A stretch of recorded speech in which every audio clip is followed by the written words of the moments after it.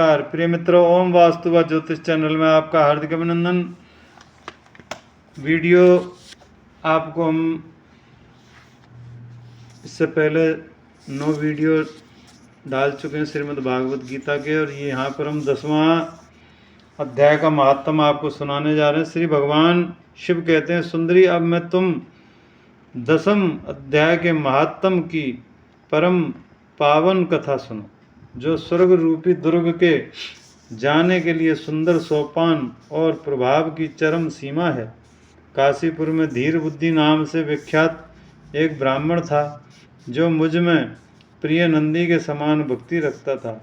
वह पावन कार्तिकेय अर्जन में तत्पर रहने वाला, शांति चित्त और हिंसा, कठोरता एवं दुस्साहस से दूर रहने वाला तथा जितेंद्रिय होने के कारण वह निवृत्ति मार्ग में ही स्थित रहता था। उसके वेद रूपी समुद्र का पार न लिया था। वह संपूर्ण शास्त्रों के तात्पर्य का ज्ञाता था। उसका चित्त सदा मेरे ध्यान में संलग्न रहता था। वह मन को अंतरात्मा में लगाकर सदा आत्म तत्व का साक्षात्कार किया करता था। अंत जब वह चलने लगता था, तब प्रेम बस उसके पीछे दौड़ दौड़कर उसके हाथ का सहारा देता रहता था। तब देख मेरे पार्षद भृंगिरिटि ने पूछा, भगवान, इस प्रकार भला किसने आपका दर्शन किया होगा? इस महात्मा ने कौन सा तप, होम तथा यज्ञ किया है कि स्वयं आप ही पद पद पर इसे हाथ का सहारा देते चलते हैं? भृंगिरिटि का यह प्रश्न सुनकर मैंने इस प्रकार उत्तर देना प्रारंभ किया। एक समय की बात है, कैलाश पर्वत पर पार्श्व भाग में पुनांग वन में भीतर चंद्रमा की अमृतमयी किरणों से धुली हुई भूमि में एक वेदी का आश्रय लेकर मैं बैठा हुआ था। मेरे बैठने के क्षण बाद ही सहसा बड़े जोर की आंधी उठी। वहाँ के वृक्षों की शाखाएं नीचे ऊपर होकर आपस में टकराने लगी। कितनी ही टहनियाँ टूट कर बिखर गईं। पर्वत की अविचल छाया भी हिलने लगी। इसके बाद वहाँ महान भयंकर शब्द हुआ, जिससे पर्वत की कांदाएं प्रतिध्वनित हो उठी। तदंतर आकाश से कोई विशाल पक्षी उतरा। उसकी कांति वाले मेघ के समान थी। वह कज्जल की राशि अंधकार में समूह अथवा पंख कटे हुए काले पर्वत सा जान पड़ता था। पैरों से पृथ्वी का सहारा लेकर उस पक्षी ने मुझे प्रणाम किया और सुंदर नवीन कमल मेरे चरणों में रखकर स्पष्ट वाणी में स्तुति करनी प्रारंभ की। पक्षी बोला, देव आपकी जय हो। आप चिदानंदमयी सुधि के सागर तथा जगत के पालक हैं। सदा सद्भावना से युक्त एवं अनासक्ति की लहरों से उल्लसित हैं। आपके वैभव का कहीं अंत नहीं है। आपकी जय हो। अद्वैत वासना से परिपूर्ण बुद्धि के द्वारा आप त्रिविध मलों से रहित हैं। आप जितेंद्रिय भक्तों के अधीन रहते हैं तथा ध्यान में आपके स्वरूप का साक्षात्कार होता है। आप अविद्यालय उपाधि से रहित, नित्य मुक्त, निराकार, निरामय, असीम, अहंकार शून्य, आवरण रहित और निर्गुण हैं। आपके चरण कमल शरणागत भक्तों की रक्षा करने में प्रवीण हैं। अपने भयंकर ललाट रूप महासर्प की विष ज्वाला से अपने कामदेव को भस्म किया है। आपकी जय हो। आप प्रत्यक्ष आदि प्रमाण से दूर होते हुए भी प्रमाण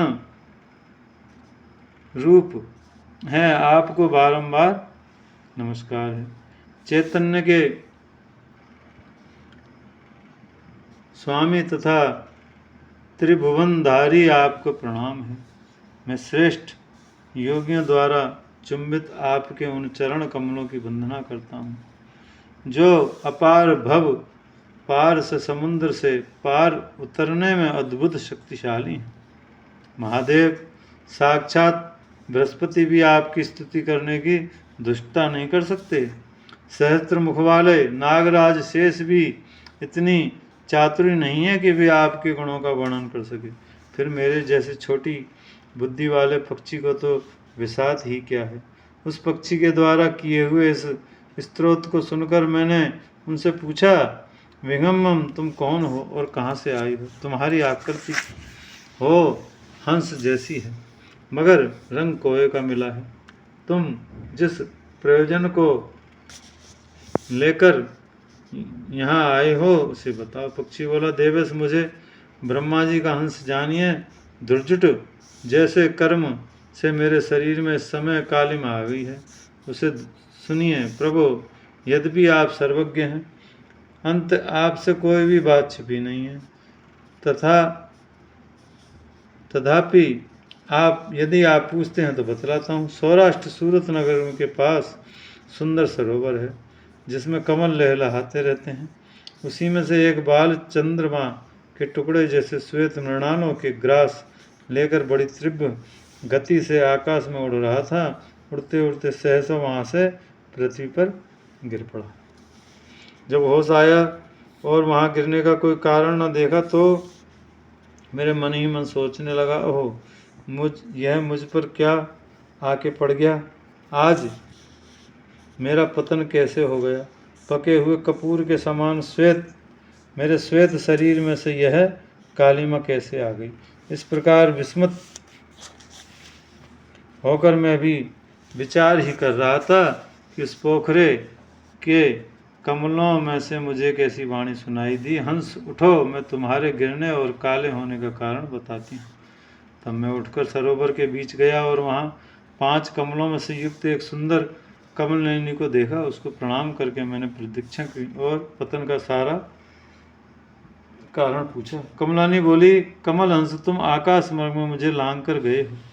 उसी पात के परिणामवश में तुम्हें पृथ्वी पर गिरना पड़ा। वहाँ उसी के कारणवश तुम्हें शरीर में कालिमा दिखाई दी। तुम्हें गिरा देख मेरे हृदय में दया भराई।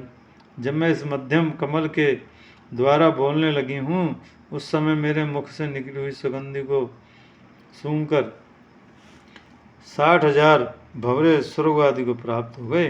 पक्षीराज, जिस कारण मुझ में इतना वैभव ऐसा प्रभाव आया है उसे बताती हूँ, सुनो। इस जन्म से पहले तीसरे जन्म में पृथ्वी पर एक ब्राह्मण की कन्या के रूप में उत्पन्न हुई थी। उस समय मेरा नाम सरोज वंदना था। मैं गुरुजनों की सेवा करती थी। वही सदा एकमात्र पातिव्रत के पालन में तत्पर रहती थी। एक दिन की बात है कि मैंने मैना को पढ़ा रही थी। इससे पति सेवा में कुछ विलंब हो गया। इससे पति देवता कुपित हो गए और उन्होंने श्राप दे दिया, पापनी तू मैना हो जा। मरने के बाद यद्यपि मैं मैना ही हुई, तदपि पातिव्रत के प्रसाद के मुनियों के ही मुझे आश्रय मिला।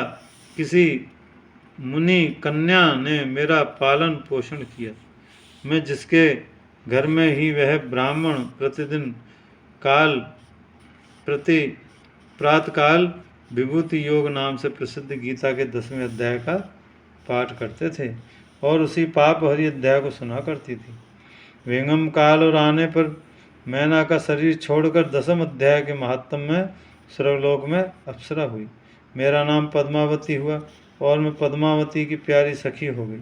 एक दिन विमान से आकाश में विचर कर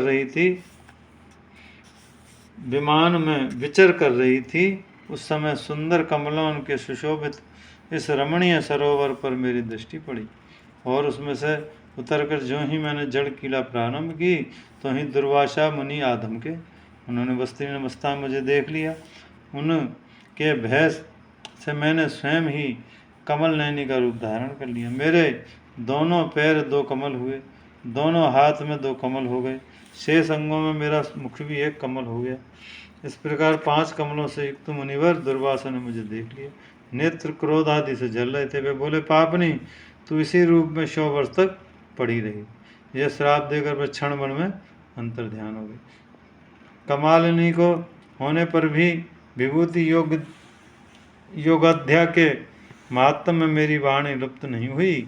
मुझे लागने मात्र से अपराध से तुम पृथ्वी पर गिरे हो। पक्षीराज, यहाँ खड़े हुए तुम्हारे सामने ही आज मेरे शाप की निवृत्ति हो रही है, क्योंकि आज 100 वर्ष पूरे हो गए हैं। मेरे द्वारा गाए जाते हुए उस उत्तम अध्याय को तुम सुन लो। उसके श्रवण मास से तुम भी आज ही मुक्त हो जाओगे।